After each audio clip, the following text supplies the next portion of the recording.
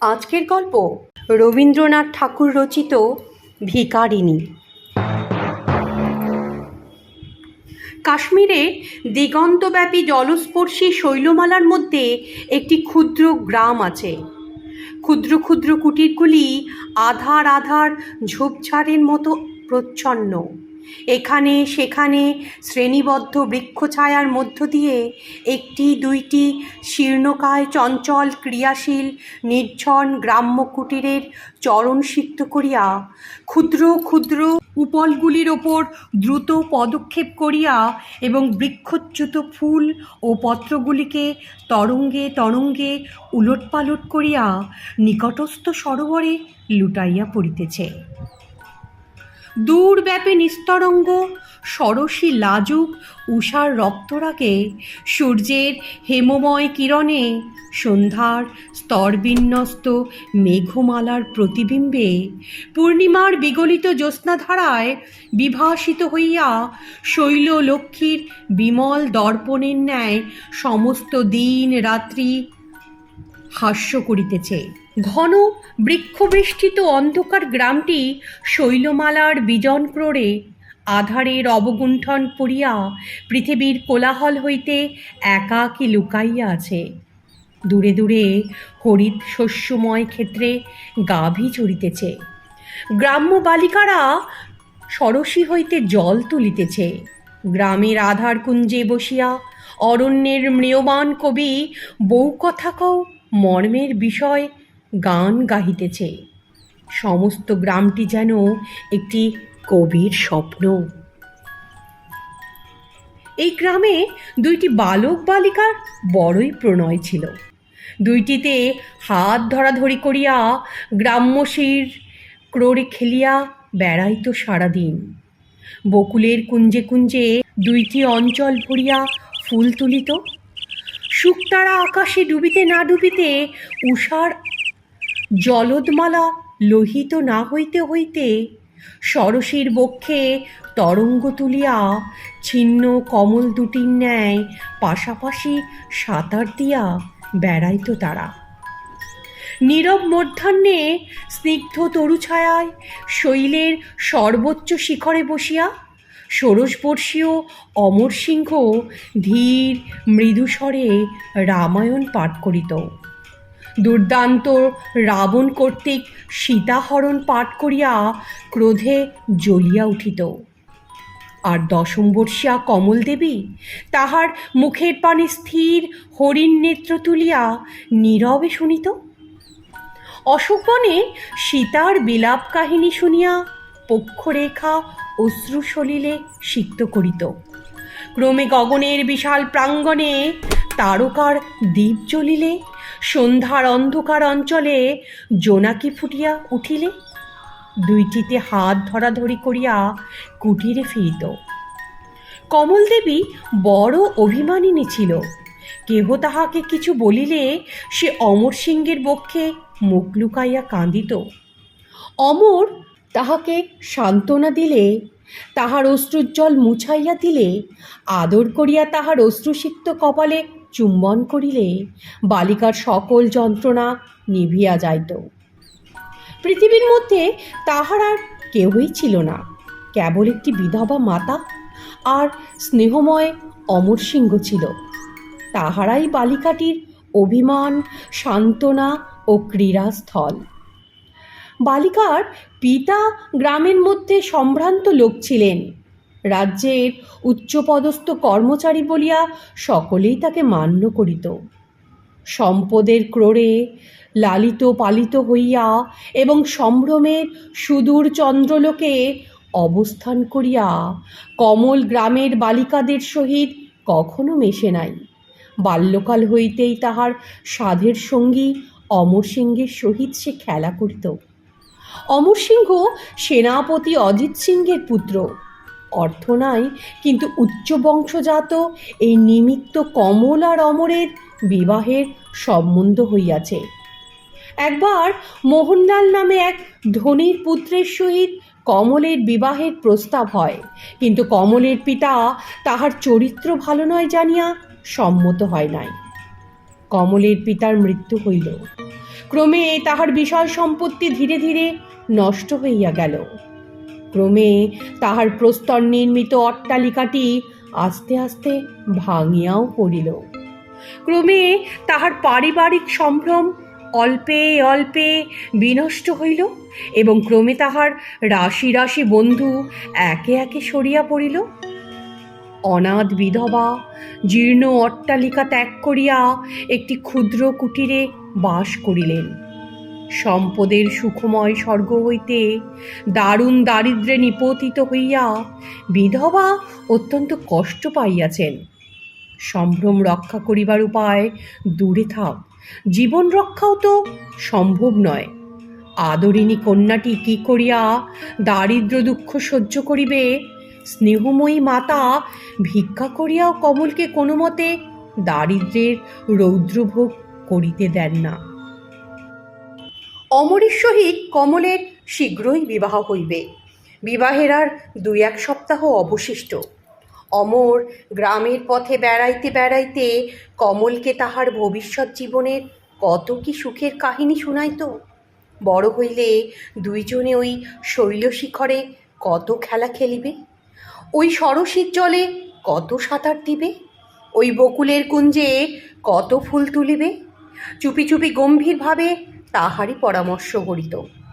বালিকা অমরের মুখে তাহাদের ভবিষ্যৎ ক্রীড়ার গল্প শুনিয়া আনন্দে উৎফুল্ল হইয়া বিহ্বল নেত্রে অমরের মুখের পানে চাহিয়া থাকিত। এইরূপে যখন ওই 2 বালক বালিকা কল্পনার অস্ফুট জ্যোৎস্নাময় স্বর্গে খেলা করিতেছে, তখন রাজধানী হইতে সংবাদ আসিল রাজ্যের সীমায় যুদ্ধ বাঁধিয়াছে। সেনানায়ক অজিত সিংহ যুদ্ধে যাইবেন এবং যুদ্ধ শিক্ষা দিবার জন্য তাহার পুত্র অমর সিংহকেও লইয়া যাইবেন। সন্ধ্যা হইয়াছে। শৈলশিখরের বৃক্ষ ছায়ায় অমর আর কমল দাঁড়াইয়া আছে। অমর সিংহ কহিতেছে, কমল, আমি তো চলিলাম, এখন রামায়ণ শুনিবি কার কাছে? বালিকা ছলছল নেত্রে মুখের পানে চাহিয়া রহিল। দেখ কমল, এই অস্তমান সূর্য আবার কাল উঠবে, কিন্তু তোর কুটির দ্বারে আমি আর আঘাত দিতে যাইব না। তবে বল দেখি, আর কাহার সহিত খেলা করিব? কমল কিছুই কহিল না, নীরবে চাহিয়া রহিল। অমর কহিল, সখী, যদি তোর অমর যুদ্ধক্ষেত্রে মরিয়া যায় তাহা হইলে? কমল ক্ষুদ্র বাহু দুটিতে অমরের বক্ষ জড়াইয়া ধরিয়া কাঁদিয়া উঠিল। কহিল, আমি যে তোমাকে ভালোবাসি অমর, তুমি মরিবে কেন? অশ্রু সলিলে বালকের নেত্র ভরিয়া গেল। তাড়াতাড়ি মুছিয়া ফেলিয়া বলিল, কমল, আয়, অন্ধকার হইয়াছে, আজ এই শেষবার তোকে কুটিরে পৌঁছাইয়া দিই। দুইজনে অতি ধীরে হাত ধরাধরি করিয়া কুটিরের অভিমুখে চলিল। গ্রামের বালিকারা জল তুলিয়া গান গাইতে গাইতে গৃহে ফিরিতেছে। বনশ্রেণীর মধ্যে অলক্ষিতভাবে একটির পর একটি করিয়া পাপিয়া গাহিয়া গাহিয়া সারা হইতেছে। আকাশময় তারকা ফুটিয়া উঠিল। অমর কেন তাহাকে পরিত্যাগ করিয়া যাইবে, এই অভিমানে কমল কুটিরে গিয়া মাতার বক্ষে মুখ লুকাইয়া কাঁদিতে লাগিল।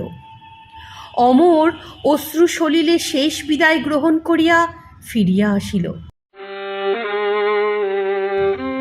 অমর পিতার সহিত সেই রাত্রেই গ্রাম ত্যাগ করিয়া চলিল। গ্রামের শেষ প্রান্তের শৈল শিখরোপরি উঠিয়া একবার ফিরিয়া চাহিয়া দেখিল, শৈলগ্রাম জ্যোৎস্নালোকে ঘুমাইতেছে, চঞ্চল নির্ঝরিণী নাচিতেছে। ঘুমন্ত গ্রামের সকল কোলাহল এখন স্তব্ধ। মাঝে মাঝে 2-1টি রাখালের গানের অস্ফুট স্বর গ্রাম শৈলের শেখর গিয়া মিশিতেছে। অমর দেখিল কমল দেবীর লতা পাতা বেষ্টিত ক্ষুদ্র কুটিরটি অস্ফুট জ্যোৎস্নায় ঘুমাইতেছে। শূন্য হৃদয়া মর্মপীড়িতা বালিকাটি উপাধানে ক্ষুদ্র মুখখানি লুকাইয়া নিদ্রাশূন্য নেত্রে আমার জন্য কাঁদিতেছে। অমরের নেত্র অশ্রুতে পুড়িয়া গেল।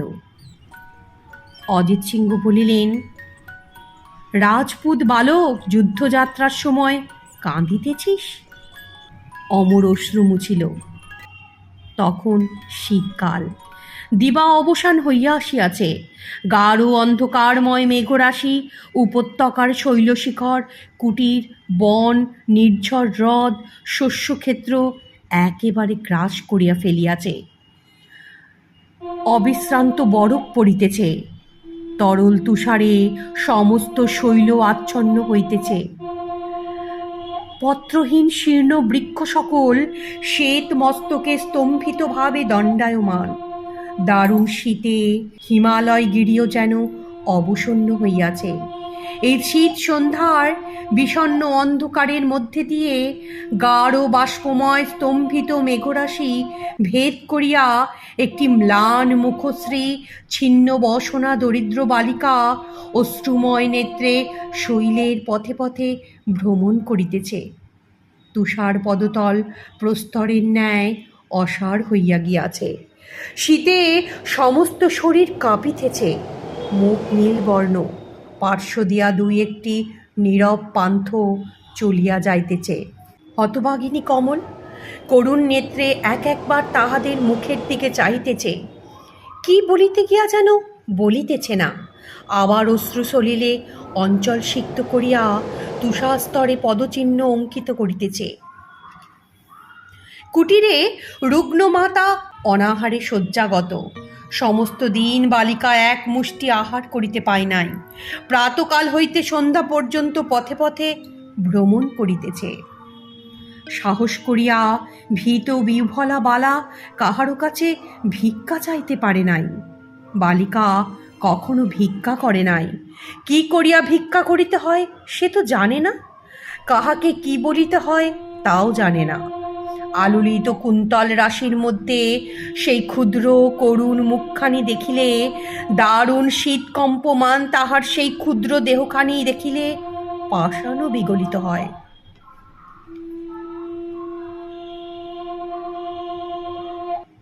ক্রমে ক্রমে অন্ধকার ঘনীভূত হয়। নিরাশ বালিকা ভগ্ন হৃদয়ে শূন্য অঞ্চলে কুটিরে ফিরিয়া আসে, কিন্তু অসার পার ওঠে না। অনাহারে দুর্বল, পথশ্রমে ক্লান্ত, নিরাশয় ম্রিয়মান শীতে অবসন্ন বালিকা আর চলিতে পারে না। অবশ হইয়া পথপ্রান্তে তুষার শয্যায় শুইয়া পড়িল সে। শরীর ক্রমে তাহারা আরও অবসন্ন হইল। বালিকা বুঝিল ক্রমে সে অবসন্ন হইয়া তুষারে চাপা পড়িয়া যাইতেছে। মাকে স্মরণ করিয়া সে কাঁদিয়া উঠিল। জোর হস্তে কহিল, মা ভগবতী, আমাকে মারিয়া ফেলিও না, আমাকে রক্ষা করো। আমি মরিলে যে আমার মা কাঁদিবে, আমার অমর কাঁদিবে। ক্রমে বালিকা অবচেতন হইয়া পড়িল। কমল আলুলিত কুন্তলে শিথিল অঞ্চলে তুষারের অর্ধমগ্না হইয়া বৃক্ষচ্যুত মলিন ফুলটির মতো পথপ্রান্তে পড়িয়া রহিল। তুষারের ওপর তুষার পড়িতে লাগিল।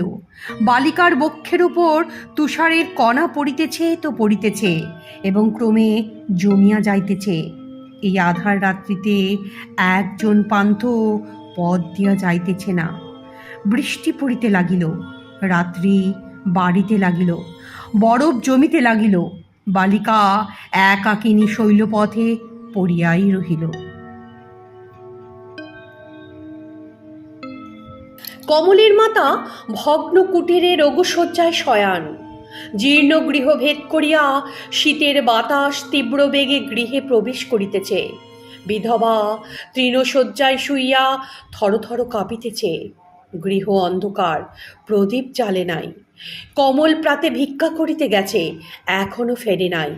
ব্যাকুল বিধবা প্রত্যেক পাদ শব্দে কমল আসিতেছে বলিয়া চমকাইতেছে। কমলকে খুঁজিবার জন্য বিধবা কতবার উঠিবার চেষ্টা করিল, কিন্তু পারিল না। কত কি আশঙ্কায় আকুল হইয়া মাতা দেবতার নিকট কাতর প্রার্থনা করিল। অশ্রুজলে কতবার কহিল, আমি হতভাগিনী, আমার মরণ হইল না কেন? কখনো ভিক্ষা করিতে জানে না যে বালিকা, তাহাকেও আজ অনাথার মতো দাঁড়ে দাঁড়ে ভিক্ষা করিতে হইতেছে। বিধবা বক্ষে করাঘাত করিয়া অধীর ভাবে কাঁদিতে লাগিল। দুই একজন প্রতিবেশী বিধবাকে দেখিতে আসিয়াছিল। বিধবা তাহার চরণ জড়াইয়া সজল নয়নে কাতরভাবে মিনতি করিল, আমার পথহারা কমল কোথায় ঘুরিয়া বেড়াইতেছে, একবার তাকে খুঁজিয়া দাও ভাই। তাহারা বলিল, এই তুষারে অন্ধকারে আমরা ঘরের বাহিরে যাইতে পারি না। শুনিয়া বিধবা কাঁদিয়া উঠিল, বলিল, একবার চাও, আমি অনাথ, আমি দরিদ্র, আমার অর্থ নাই, তোমাদের কি দিব বলো? ক্ষুদ্র বালিকা যে পথ চেনে না, সে আজ সমস্ত দিন কিছুই খায় নাই, তাহাকে মাতার ক্রোড়ে আনিয়া দাও, ঈশ্বর তোমাদের মঙ্গল করবেন। কেহই শুনিল না। সে বৃষ্টি বজ্রে কে বাহির হইবে? সকলেই নিজ নিজ গৃহে ফিরিয়া গেল। ক্রমে রাত্রি বাড়িল। কাঁদিয়া কাঁদিয়া দুর্বল বিধবা ক্লান্ত হইল, নির্জীবভাবে শয্যায় পড়িয়া রহিল। এমন সময়ে বাহিরে পদশব্দ শোনা গেল। বিধবা চকিত নেত্রে দ্বারের দিকে চাহিয়া ক্ষীণ স্বরে কহিল, কমল, মা, আইলি? একজন বাহির হইতে রুক্ষস্বরে জিজ্ঞাসা করিল, ঘরে কে আছো? গৃহ হইতে কমলের মাতা উত্তর দিলেন। আগন্তুক কমলের মাতাকে কি জানি কহিল। শুনিবা মাত্র বিধবা চিৎকার করিয়া মূর্ছিত হইয়া পড়িলেন। এদিকে তুষারক্লিষ্ট কমল ক্রমে ক্রমে চেতন লাভ করিল।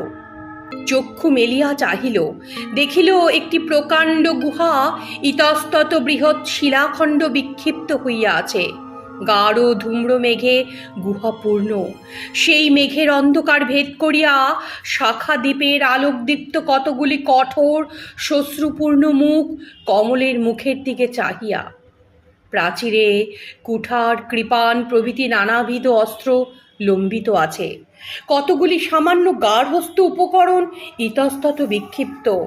বালিকা সভয়ে চক্ষু নির্মিলিত করিল, আবার চক্ষু বন্ধ করিল, আবার মেলিল।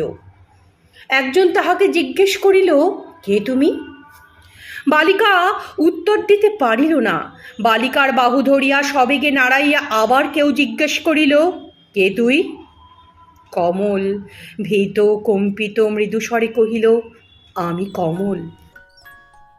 সে মনে করিয়াছিল এই উত্তরেই তাহার সমস্ত পরিচয় পাইবে। একজন জিজ্ঞেস করিল, আজ সন্ধ্যার দুর্যোগের সময় পথে ভ্রমণ করিতেছিলি কেন? বালিকার থাকিতে পারিল না, কাঁদিয়া উঠিল। অশ্রুরুদ্ধ কণ্ঠে কহিল, আজ আমার মা সমস্ত দিন অনাহারে আছে। সকলে হাসিয়া উঠিল। তাহাদের নিষ্ঠুর অট্টহাসি গুহা প্রতিধ্বনিত হইল। বালিকার মুখের কথা মুখেই রহিয়া গেল। কমল সভয়ে চক্ষু মুদ্রিত করিল। দস্যুদের হাস্য বজ্রধ্বনির ন্যায় বালিকার বক্ষে গিয়া বাজিল। সে সভয়ে কাঁদিয়া উঠিয়া কহিল, আমাকে আমার মায়ের কাছে লইয়া যাও। কথা শুনিয়া আবার সকলে হাসিয়া উঠিল। ক্রমে তাহারা কমলের নিকট হইতে তাহার বাসস্থান, পিতার নাম প্রভৃতি জানিয়া লইল। অবশেষে একজন কহিল, আমরা দস্যু, তুই আমাদের বন্দিনী। তোর মাতার নিকট বলিয়া পাঠাইতেছি যে যদি নির্ধারিত অর্থ নির্দিষ্ট সময়ের মধ্যে না দেয়, তবে তোকে আমরা মারিয়া ফেলিব। কমল কাঁদিয়া কহিল, আমার মা অর্থ কোথায় পাইবে? তিনি অতি দরিদ্র, তাহার আর কেহ নাই। আমাকে মারিও না, আমাকে মারিও না, আমি কাহারও কিছু করি নাই। এ কথা শুনিয়া আবার সকলে হাসিল। কমলের মাতার নিকটে একজন দূত প্রেরিত হইল। সে গিয়া কহিল, তোমার কন্যা বন্দিনী হইয়াছে। আজ হইছে তৃতীয় দিবসে আমি আসিব, যদি 500 মুদ্রা দিতে পারো তবে মুক্ত করিয়া দিব, নচেৎ তোমার কন্যার নিশ্চিত মৃত্যু হইবে। এই সংবাদ শুনিয়াই কমলের মা মূর্ছিত হইয়া পড়িয়াছিল। দরিদ্র বিধবা অর্থ পাইবে কোথায়? একে একে সমস্ত দ্রব্য বিক্রয় করিয়া ফেলিয়াছে তারা। বিবাহ হইলে কমলকে দিবেন বলিয়া কতগুলো অলঙ্কার রাখিয়া দিয়াছিলেন, সেগুলো বিক্রয় করিলেন। তথাপি নির্দিষ্ট অর্থের চতুর্থাংশ হইল না, আর কিছুই নাই। অবশেষে বক্ষের বস্ত্র মোচন করিলেন, সেখানে তাহার মৃত স্বামীর একটি অঙ্গুরীয়ক রহিয়াছে। মনে করিয়াছিলেন, সুখ আসুক, দুঃখ আসুক, দারিদ্র্য আসুক, কখনো সেটি ত্যাগ করব না, চিরকাল বক্ষের মধ্যে লুকাইয়া রাখিব। মনে করিয়াছিলেন এই অঙ্গুরীয়টি তাহার চিতানলের সঙ্গী হইবে, কিন্তু সে অশ্রুময় নেত্রে তাহা বাহির করিল। সে অঙ্গুরীয়টিও যখন তিনি বিক্রয় করিতে চাহিলেন, তখন তিনি তাহার বুকের একখানি অস্থিও ভাঙিয়া দিতে পারিতেন, কিন্তু কেহই কিনিতে চাহিল না। অবশেষে বিধবা দাঁড়ে দাঁড়ে ভিক্ষা চাহিয়া বেড়াইতে লাগিল। 1 দিন গেল, 2 দিন গেল, 3 দিন গেল, কিন্তু নির্দিষ্ট অর্থের অর্ধেকও জোগাড় হইল না। আজ সেই দস্যু আসিবে। আজ যদি তাহার হস্তে অর্থ দিতে না পারেন, তবে বিধবার সংসারের যে একমাত্র বন্ধন আছে তাহাও ছিন্ন হইবে। কিন্তু অর্থ পাইলেন না। ভিক্ষা করিলেন, দাঁড়ে দাঁড়ে রোদন করিলেন। সম্পদের সময় যাহারা তাহার স্বামীর সামান্য অনুচর ছিল, তাহাদের নিকট অঞ্চল পাতিলেন, কিন্তু নির্দিষ্ট অর্থের অর্ধেকও সংগ্রহিত হইল না। ভয়ে বিহ্বলা কমল গুহার কারাগারে কাঁদিতে কাঁদিতে সারা হইল। সে ভাবিতেছে, তাহার অমরসিংহ থাকিলে কোনো দুর্ঘটনাই ঘটিত না। অমরসিংহ যদিও বালক, কিন্তু সে জানিত অমরসিংহ সকলই পারে। দস্যুরা তাহাকে মাঝে মাঝে ভয় দেখাইয়া যায়। দস্যুদের দেখিলেই সে ভয়ে মুখ ঢাকে। এই অন্ধকার কারাগারে এই নিষ্ঠুর দস্যুদের মধ্যে একজন যুবা ছিল। সে কমলের প্রতি তেমন কর্কশভাবে ব্যবহার করিত না। সে ব্যাকুল বালিকাকে স্নেহের সহিত কথা জিজ্ঞাসা করিত, কিন্তু কমল ভয়ে কোনো কথার উত্তরই দিত না। দস্যু যখন তাহার কাছে আসিত, সে ভয়ে আড়ষ্ট হইয়া যাইত। ওই যুবাটি দস্যুপতির পুত্র। সে একবার কমলকে জিজ্ঞাসা করিল, দস্যুর সহিত বিবাহ করিতে কি তোমার কোনো আপত্তি আছে?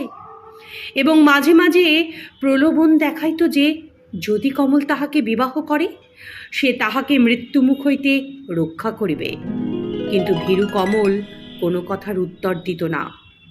1 দিন গেল, 2 দিন গেল, বালিকা সবহে দেখিল দস্যুরা মদ্যপান করিয়া ছুরিকা সানাইতেছে। এদিকে বিধবার গৃহে দস্যুদের দ্রুত প্রবেশ ঘটিল। বিধবাকে জিজ্ঞাসা করিল, অর্থ কোথায়? বিধবা ভিক্ষা করিয়া যাহা অর্থ সংগ্রহ করিয়াছিল, সকলেই দস্যুর পদতলে রাখিয়া কহিল, আমার আর কিছুই নাই, যাহা কিছু ছিল সকলই দিলাম। এখন তোমাদের কাছে ভিক্ষা চাহিতেছি, আমার কমলকে আনিয়া দাও। দস্যু মুদ্রাগুলিকে ক্রোধে ছড়াইয়া ফেলিল, কহিল, মিথ্যা প্রতারণা করিয়া পার পাইবে না। নির্দিষ্ট অর্থ না দিলে নিশ্চয়ই আমি তোর কন্যা হত্যা করিব। তবে চলিলাম, আমাদের দলপতিকে বলিয়া আসি যে নির্দিষ্ট অর্থ পাওয়া যায়নি, তবে এখন নর শনিতে মহাকালীর পূজা দাও। বিধবা কত মিনতি করিলেন, কত কাঁদিলেন, কিছুতেই দস্যুর পাষাণ হৃদয় গলিল না। দস্যু গমনোদ্যত হইলে কহিলেন, যাইও না, আর একটু অপেক্ষা করো, আমি আরেকবার চেষ্টা করি। এই বলিয়া সে বাহিরে গেল।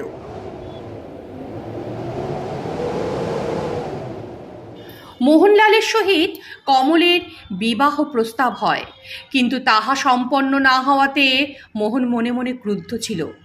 কমলের সমুদয় বৃত্তান্ত মোহনলাল প্রাতেই শুনিতে পাইয়াছিল এবং তৎক্ষণাৎ কুলপুরোহিতকে ডাকাইয়া শীঘ্র বিবাহের উত্তম দিন আছে কিনা জিজ্ঞাসা করিলেন।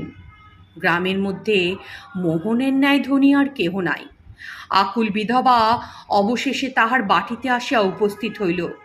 মোহন উপহাসের স্বরে জিজ্ঞাসা করিল, এ কি অপূর্ব ব্যাপার! এতদিনের পর দরিদ্রের কুটিরে পদার্পণ হইয়াছে। বিধবা কহিল, উপহাস করিও না, আমি দরিদ্র, তোমার কাছে ভিক্ষা চাহিতে আসিয়াছি। মোহন বলিল, কি হইয়াছে? বিধবা আদ্যপ্রান্ত সমস্ত বৃত্তান্ত বলিল। মোহন জিজ্ঞাসা করিল, তা আমাকে কি করিতে হইবে? বিধবা বলিল, কমলের প্রাণ রক্ষা। মোহন বলিল, কেন, অমর সিংহ নাই? বিধবা উপহাস বুঝিতে পারিয়া কহিল, মোহন, আমাকে যদি বনে বনে ভ্রমণ করিতে হইত, অনাহারে ক্ষুধার জ্বালায় যদি পাগলের মতো মরিতাম, তথাপি তোমার কাছে একটি তৃণও প্রার্থনা করিতাম না। কিন্তু আজ যদি বিধবার একমাত্র ভিক্ষা পূর্ণ না করো, তবে তোমার নিষ্ঠুরতা চিরকালই মনে থাকবে। মোহন বলিল, তবে আইসো, একটা কথা বলি। কমল দেখিতে কিছু মন্দ নহে, আর তাহাকে যে আমার পছন্দ হয় নাই এমনও নহে। বিনা কারণে ভিক্ষা দিবার মতো আমার অবস্থা না। বিধবা বলিল, অগ্রেই যে অমরের সহিত যাহার বিবাহের সম্বন্ধ হইয়াছে। মোহন কিছু উত্তর না দিয়া হিসাবের খাতা খুলিয়া লিখিতে লাগিল, যেন ঘরে কেহ নাই, যেন কাহারও সহিত কিছুই কথা হয় নাই। এদিকে সময় বহিয়া যায়, দস্যু আছে কি গিয়াছে তাহারও ঠিক নাই। বিধবা কাঁদিয়া উঠিল, বলিল, মোহন, আর আমাকে যন্ত্রণা দিও না, সময় অতীত হইতেছে। মোহন বলিল, বসো, কাজ সারিয়া ফেলি। অবশেষে যদি বিধবা বিবাহের প্রস্তাবে সম্মত না হইতেন, তাহা হইলে সমস্ত দিনে কাজ সারা হইত কিনা সন্দেহস্থল। বিধবা মোহনলালের নিকট অর্থ লইয়া দস্যুকে দিলেন, সে চলিয়া গেল। সেই দিনই ভয়ে আশঙ্কায় ত্রস্তা হরিণীটির ন্যায় বিহ্বলা বালিকা মাতার ক্রোড়ে ফিরিয়া আসিল এবং তাহার বাহুপাশে মুখখানি প্রচ্ছন্ন করিয়া অনেকক্ষণ কাঁদিতে লাগিল। তারপর শান্ত হইল। কিন্তু অনাথিনী বালিকা এক দস্যুর হস্ত হইতে আর এক দস্যুর হস্তে পড়িল। কত বৎসর গত হইয়া গেল, যুদ্ধের অগ্নি নির্বাপিত হইয়াছে, সৈনিকেরা দেশে ফিরে আসিতেছে, অস্ত্র পরিত্যাগ করিয়া এক্ষণে তাহারা ভূমিকর্ষণ করিতেছে। বিধবা সংবাদ পাইলেন যে অজিত সিংহ হত আর অমর সিংহ কারারুদ্ধ হইয়াছে, কিন্তু কন্যাকে এ সংবাদ শোনান নাই। মোহনের সহিত বালিকার বিবাহ হইয়া গেল। মোহনের ক্রোধ কিছুমাত্র নিবৃত্ত হইল না। তাহার প্রতিহিংসা প্রবৃত্তি বিবাহ করিয়াই তৃপ্ত হয় নাই, সে নির্দোষী অবলা বালার প্রতি অনর্থক পীড়ন করিত। কমল মাতৃক্রোড়ের স্নিগ্ধ স্নেহচাহা হইতে এক নিষ্ঠুর কারাগৃহে আসিয়া অত্যন্ত কষ্ট পাইতেছে। অভাগিনী কাঁদিতেও পায় না। বিন্দুমাত্র অশ্রু নেত্রে দেখা দিলে মোহনের ভৎসনার ভয়ে তাহা সঙ্গে সঙ্গে মুছিয়া ফেলে।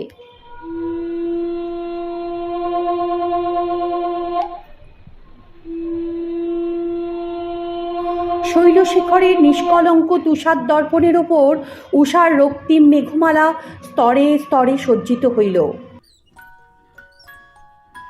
ঘুমন্ত বিধবা দ্বারে আঘাত শুনিয়া জাগিয়া উঠিল। দ্বার খুলিয়া দেখিল সৈন্যবেশে অমর সিংহ দাঁড়াইয়া।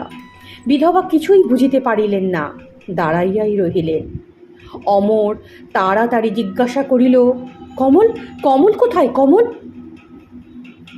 তারপর সে শুনিল কমল স্বামীর আলয়ে। মুহূর্তের জন্য স্তম্ভিত হইয়া রহিল সে। কিন্তু কত কি আশা করিয়াছিল! তিনি যখন আতর্কিতভাবে দ্বারে গিয়া দাঁড়াইবেন, তখন হর্ষ বিহ্বলা কমল ছুটিয়া গিয়া তাহার বক্ষে ঝাঁপাইয়া পড়িবে। বাল্যকালের সুকোময় স্থান সেই শৈল শিখরের ওপর বসিয়া কমলকে যুদ্ধ কৌরবের কথা শুনাইবেন। অবশেষে কমলের সহিত বিবাহসূত্রে আবদ্ধ হইয়া প্রণয়ের কুসুমকুঞ্জে সমস্ত জীবন সুখের স্বপ্নে কাটাইবেন। এমন সুখের কল্পনার যে কঠোর বজ্র পড়িল, তাহাতে তিনি দারুণ অভিভূত হইয়া পড়িলেন। কিন্তু মনে তাহার যতই তোলপাড় হইয়াছে, প্রশান্ত মুখশ্রীতে তাহার একটিও রেখা পড়ে নাই। মোহন কমলকে তাহার মাতৃআলয়ে রাখিয়া বিদেশে চলিয়া গেলেন। 15 বর্ষ বয়সে কমল পুষ্পকলিকাটি ফুটিয়া উঠিল। ইহার মধ্যে কমল একদিন বকুলবনে মালা গাঁথিতে গিয়াছিল, কিন্তু পারে নাই। দূর হইতেই শূন্য মনে ফিরিয়া আসিয়াছে। আর একদিন সে বাল্যকালের খেলনাগুলি বাহির করিয়া বসিয়াছিল, কিন্তু খেলিতে পারিল না। নিরাশায় নিঃশ্বাস ফেলিয়া সেগুলো তুলিয়া রাখিল। অবলা ভাবিয়াছিল যে যদি অমর ফিরিয়া আসে, তবে আবার দুজনে মিলিয়া মালা গাঁথিবে, আবার দুজনে মিলিয়া খেলা করিবে। কতকাল তাহার বাল্যসখা অমরকে সে দেখে নাই। মর্মপীড়িতা কমল একবার যন্ত্রণায় অস্থির হইয়া উঠিত। একদিন রাত্রিকালে গৃহে কমলকে কেহ দেখিতে পাইত না। কমল কোথাও যেন হারাইয়া যাইত। কমল মাতার জন্য আর অমরের জন্য কাঁদিত বলিয়া মোহন রুষ্ট হইত এবং তাহাকে মাতৃআলয়ে পাঠাইয়া ভাবিয়াছিল যে দিন কতক অর্থাকষ্টে থাকিলে তাহার পর দেখিব কে কাহার জন্য কাঁদে। মাতৃভবনে কমল লুকাইয়া কাঁদে। নিশীথ বায়ুতে তাহার কত বিষাদের নিঃশ্বাস মিশাইয়া গিয়াছে। বিজন শয্যায় সে যে কত অশ্রুবাড়ি মিশাইয়াছে, তাহা তাহার মাতা একদিনও জানিতে পারে নাই। একদিন কমল হঠাৎ শুনিল তাহার অমর দেশে ফিরিয়াছে। তাহার কতদিনকার কত কি ভাব উথলিয়া উঠিল। অমর সিংহের বাল্যকালের মুখখানি মনে পড়িল। দারুণ যন্ত্রণায় কমল কতক্ষণ কাঁদিল। অবশেষে অমরের সহিত সাক্ষাৎ করিবার নিমিত্ত বাহির হইল। সেই শৈল শিখরের ওপরে সেই বকুল তরুছায়ার মর্মাহত অমর বসিয়া আছে। এক একটি করিয়া ছেলেবেলাকার কথা তাহার মনে পড়িতেছে। কত জ্যোৎস্না রাত্রি, কত অন্ধকার সন্ধ্যা, কত বিমল উষা অস্ফুট স্বপ্নের মতো তাহার মনে একে একে জাগিতে লাগিল। সেই বাল্যকালের সহিত তাহার ভবিষ্যৎ জীবনের অন্ধকারময় মরুভূমির তুলনা করিয়া দেখিল, সঙ্গী নাই, সহায় নাই, আশ্রয় নাই। কেহ ডাকিয়া জিজ্ঞাসা করে না, কেহ তাহার মর্মের দুঃখ শুনিতে ইচ্ছা প্রকাশ করে না। অনন্ত আকাশে কক্ষছিন্ন জ্বলন্ত ধূমকেতুর ন্যায় তরঙ্গাকুল অসীম সমুদ্রের মধ্যে ঝটিকা তাড়িত একটি ভগ্ন ক্ষুদ্র তরুণীর ন্যায় একাকী নীরব সংসারে উদাস হইয়া বেড়াইতেছিল সে। ক্রমে দূর গ্রামের কোলাহলের অস্ফুট ধ্বনি থামিয়া গেল। নিশীথের বায়ু আধার বকুলকুঞ্জের পত্র মর্মরিত করিয়া বিষাদের গম্ভীর গান গাহিল। অমর গাঢ় অন্ধকারের মধ্যে শৈলের সমুচ্চ শিখরে একাকী বসিয়া দূর নির্ঝরের মৃদু বিষণ্ণ ধ্বনি, নিরাশ হৃদয়ের দীর্ঘ নিঃশ্বাসের ন্যায় সমীরণের হুহু শব্দ এবং নিশীথের মর্মভেদী একটানবাহী যে একটি গম্ভীর ধ্বনি আছে, তাহাই শুনিতেছিল। তিনি দেখিতেছিলেন অন্ধকারের সমুদ্রতলে সমস্ত জগৎ ডুবিয়া গিয়াছে। দূরস্থ শ্মশান ক্ষেত্রে দই একটি চিতানল জ্বলিতেছে। দিগন্ত হইতে দিগন্ত পর্যন্ত নিরন্ধ্র স্তম্ভিত মেঘে আকাশ অন্ধকার। সহসা শুনিলেন উচ্ছ্বসিত স্বরে কে কহিল, ভাই অমর, এই অমৃতময় স্নেহময় স্বপ্নময় স্বর শুনিয়া তাহার স্মৃতির সমুদ্র আলোড়িত করিয়া উঠিল। ফিরিয়া দেখিল কমল দাঁড়াইয়া। মুহূর্তের মধ্যেই নিকটে আসিয়া বাহু পাশে তাহার গলদেশ বেষ্টন করিয়া স্কন্ধে মস্তক রাখিয়া কহিল, ভাই অমর। অচল হৃদয় অমরও অন্ধকারে অশ্রু বিসর্জন করিল, আবার সহসা চকিতের ন্যায় দূরে সরিয়া গেল। কমল অমরকে কত কি কথা বলিল। অমর কমলকে দুই একটি উত্তর দিল। সরলা আসিবার সময়ে যেরূপ উৎফুল্ল হৃদয়ে আসিয়াছিল, যাইবার সময় সেইরূপ ম্রিয়মান হইয়া কাঁদিতে কাঁদিতে গেল। কমল ভাবিয়াছিল সেই ছোটবেলাকার অমর ফিরিয়া আসিয়াছে, আর আমি সেই ছোটবেলাকার কমল কাল হইতে আবার খেলা করিতে আরম্ভ করিব। যদিও অমর মর্মের গভীর তলে সাংঘাতিক আহত হইয়াছিলেন, তথাপি তিনি কমলের ওপর ক্রুদ্ধ হন নাই, অভিমানও করেন নাই। তাহার জন্য বিবাহিতা বালিকার কর্তব্যকর্মে বাধা না পড়ে এই নিমিত্ত তিনি তাহার পরদিন কোথায় যে চলিয়া গেলেন কেহই জানিতে পারিল না। বালিকার সুকুমার হৃদয়ে দারুণ বজ্র পড়িল। অভিমানিনী কতদিন ধরিয়া ভাবিতেছে যে এতদিনের পর সে বাল্যশাখা অমরের কাছে ছুটিয়া গেল, অমর কেন তাহাকে উপেক্ষা করিল, কিন্তু কিছুই ভাবিয়া পাইল না। একদিন তাহার মাতাকে ওই কথা সে জিজ্ঞেস করিল।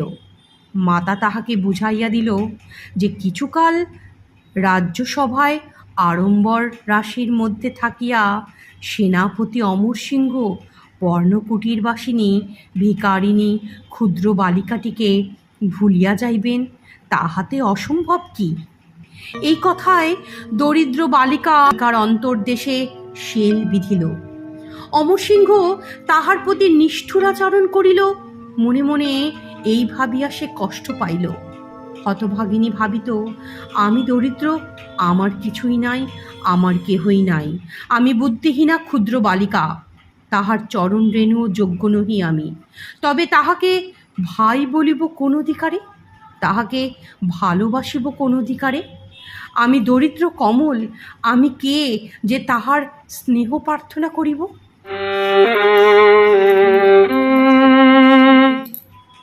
সমস্ত রাত্রি কাঁদিয়া কাটিয়া যায়। প্রভাত হইলেই সেই শৈলশিরায় উঠিয়া ম্রিয়মান বালিকা কত কি ভাবে। তাহার মর্মের নিভৃত তলে যে বাণবিদ্ধ হইয়াছিল, তাহা যদিও সে মর্মরকে লুকাইয়া রাখিয়াছিল, পৃথিবীর কাহাকেও দেখাই নাই, তথাপি ওই মর্মে লুক্কায়িত বাণ ধীরে ধীরে তাহার হৃদয়ের শোণিত ক্ষয় করিতে লাগিল। বালিকা আর কাহারও সহিত কথা কহিত না, মৌন হইয়া সমস্ত দিন রাত্রি ভাবিত। কাহারও সহিত মিশিত না, হাসিত না, কাঁদিত না। এক একদিন সন্ধ্যা হইলেও দেখা যাইত পথপ্রান্তের বৃক্ষতলে মলিন ছিন্ন অঞ্চলে মুখ চাপিয়া দিনহীন কমল বসিয়া আছে। বালিকা ক্রমে দুর্বল ক্ষীণ হইয়া পড়িল, আর উঠিতেই পারে না। বাতায়নে একাকিনী বসিয়া থাকে। দেখিত দূর শৈলশিখরের ওপর বকুলপত্রে বায়ু ভরে কাঁপিতেছে, বকুলপত্র বায়ু ভরে কাঁপিতেছে। দেখিত রাখালেরা সন্ধ্যার সময় উদাস হইয়া মৃদু স্বরে গান করিতে করিতে গৃহে ফিরিতেছে। বিধবা অনেক চেষ্টা করিয়াও বালিকার কষ্টের কারণ বুঝিতে পাইল না, এবং তাহার রোগের প্রতিকারও করিতে পারিল না। কমল নিজেই বুঝিতে পারিত যে মৃত্যুর পথে সে অগ্রসর হইতেছে। তাহার আর কোনো বাসনা নাই, কেবল দেবতার কাছে প্রার্থনা মরিমার সময় যেন অমরকে দেখিতে পায়। কমলের পীড়া গুরুতর হইল, মূর্ছার পর মূর্ছা যায়। শিয়রে বসিয়া বিধবা নীরব। কমলের গ্রাম্য সঙ্গিনী বালিকারা চারিধার ঘিরিয়া দাঁড়াইয়া আছে। দরিদ্র বিধবার অর্থ নাই যে চিকিৎসার ব্যয়ভার বহন করে। মোহনও দেশে নাই, এবং দেশে থাকিলেও তাহার নিকট হইতে কিছু আশা করিতে পারিতেন না।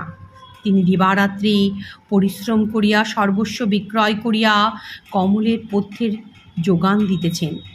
চিকিৎসকদের দ্বারে দ্বারে ভ্রমণ করিয়া ভিক্ষা চাহিতেছেন, তাহারা কমলকে একবার দেখিতে আসুক।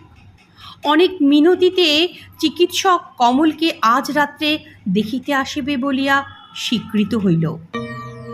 অন্ধকার রাত্রের তারাগুলি ঘোর নিবিড় মেঘে ডুবিয়া গিয়াছে। বজ্রের ঘোরতর গর্জন শৈলের প্রত্যেক গুহায় প্রতিধ্বনিত হইতেছে এবং অবিরল বিদ্যুতের তীক্ষ্ণ চকিত ছটা শৈলের প্রত্যেক শৃঙ্গে শৃঙ্গে আঘাত করিতেছে। মুষলধারায় বৃষ্টি পড়িতেছে, প্রচণ্ড বেগে ঝটিকা হইতেছে। শৈলবাসীরা অনেক দিনেরূপ ঝড় দেখে নাই।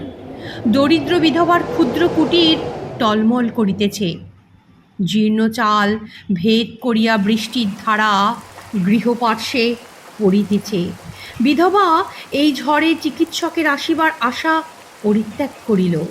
হতভাগিনী নিরাশ হৃদয়ে নিরাশ ব্যঞ্জক স্থির দৃষ্টিতে কমলের মুখের পানে চাহিয়া আছে এবং প্রত্যেক শব্দে চিকিৎসকের আশায় চকিত হইয়া দ্বারের দিকে চাহিতেছে।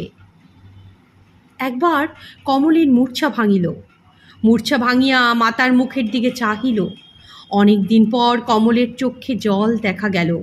বিধবা কাঁদিতে লাগিল, বালিকাও কাঁদিল। সহসা অশ্বের পদধ্বনি শোনা গেল। বিধবা শশব্যস্ত উঠিয়া চিকিৎসক আসিতেছে ভাবিল। দ্বার উদ্ঘাটিত হইলে চিকিৎসক গৃহে প্রবেশ করিল। তাহার আপাদমস্তক বসনে আবৃত। বৃষ্টিধারায় সিক্ত বসন হইতে বাড়ি বিন্দু ঝরিয়া পড়িতেছে। চিকিৎসক বালিকার তৃণশয্যার সম্মুখে গিয়া দাঁড়াইল। অবশ বিষাদময় নেত্র চিকিৎসকের মুখের পানে তুলিয়া কমল দেখিল যে সে চিকিৎসক নয়, সে সেই সৌম্য গম্ভীর মূর্তি অমরসিংহ। বিহ্বলা বালিকা প্রেমপূর্ণ স্থির দৃষ্টিতে তাহার মুখের দিকে চাহিয়া রহিল। বিশাল নেত্র ভরিয়া অশ্রু গড়াইয়া পড়িল এবং প্রশান্ত হাস্যে কমলের বিবর্ণ মুখশ্রী উজ্জ্বল হইল, কিন্তু রুগ্ন শরীরে অত আহ্লাদ সহিল না। ধীরে ধীরে অশ্রুসিক্ত নেত্র নির্মিলিত হইয়া গেল। ধীরে ধীরে বক্ষের কম্পন থামিয়া গেল। ধীরে ধীরে প্রদীপ নিভিয়া গেল। শোক বিহ্বলা সঙ্গিনীরা বসনের উপর ফুল ছড়াইয়া দিল। অশ্রুহীন নেত্রে দীর্ঘশ্বাস শূন্য বক্ষে অন্ধকারময় হৃদয়ে অমরসিংহ ছুটিয়া বাহির হইয়া গেলেন। শোক বিহ্বলা বিধবা সেই দিন অবধি পাগলিনী হইয়া ভিক্ষা করিয়া বেড়াইতেন এবং সন্ধ্যা হইলে প্রত্যহ সেই ভগ্নাবশিষ্ট কুটিরে একাকিনী বসিয়া কাঁদিতেন।